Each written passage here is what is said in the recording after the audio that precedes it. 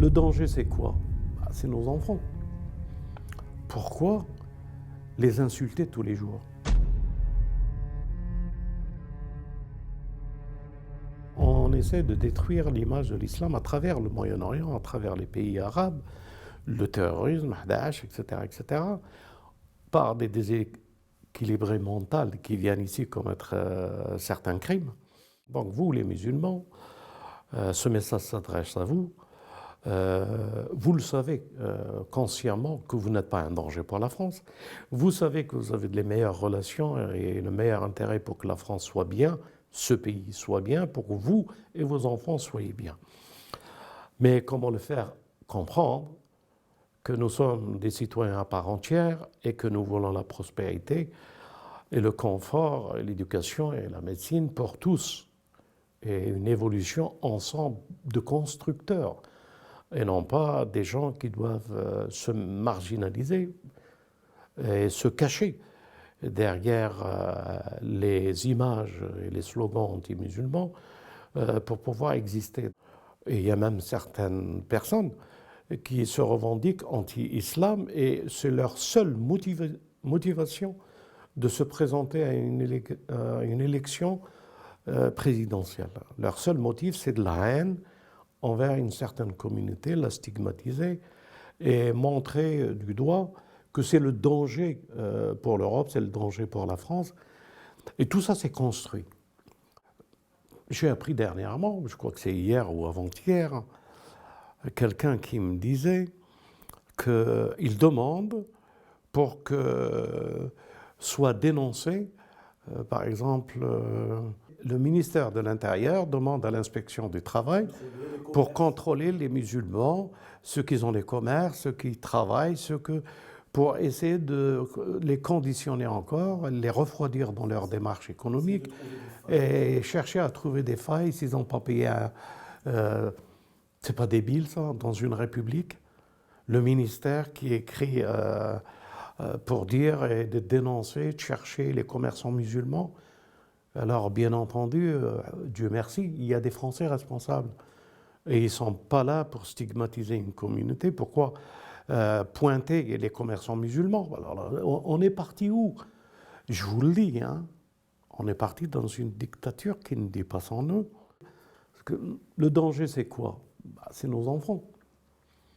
Pourquoi les insulter tous les jours? Pourquoi combattre des familles de l'islam, du christianisme et du judaïsme?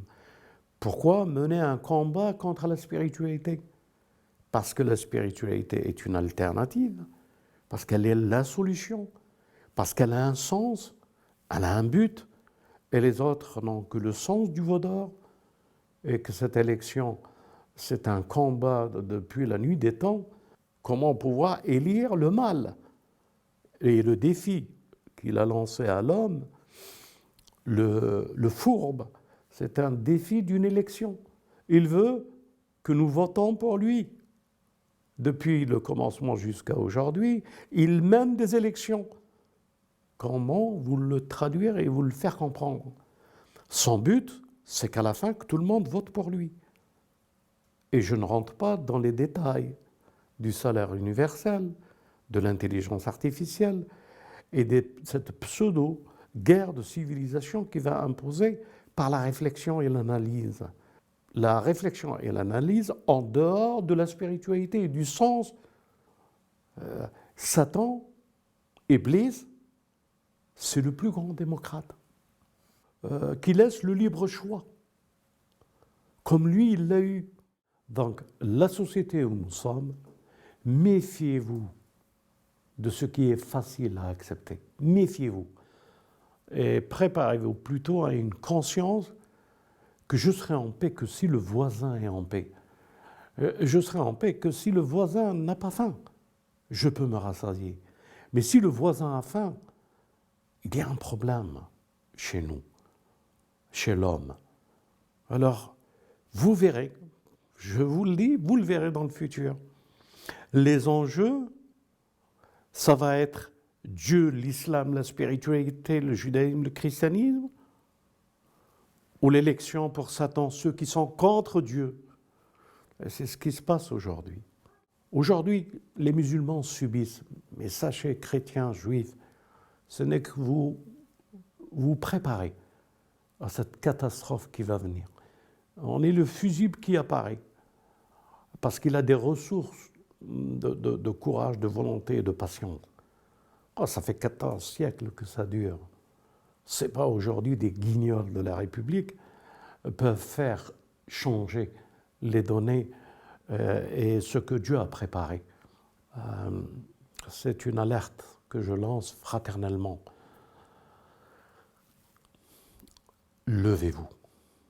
Ne vous laissez pas entraîner là où ils veulent vous entraîner. Fraternellement, refusez l'intelligence artificielle, fraternellement. N'acceptez pas le salaire universel, fraternellement. C'est un monde qui est en train de se construire contre vous. Et que je dis contre vous, contre nous tous les hommes, que ce soit chrétiens, juifs et musulmans. Mais bien entendu, il faut préparer les opinions à être anti-musulmanes pour que leur plan réussisse. À vous d'être vigilants et de comprendre qui est l'ami, qui est l'ennemi. L'ennemi, c'est Wall Street, c'est le veau d'or. C'est ceux qui ont placé et qui placeront à la tête de ce pays et d'autres, les hommes du veau d'or.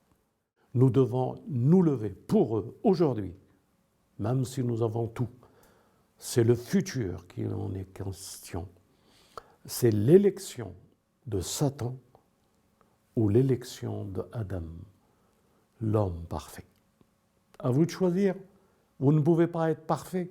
Souhaitez-le, espérez-le, priez pour ça. Et Dieu nous accompagne.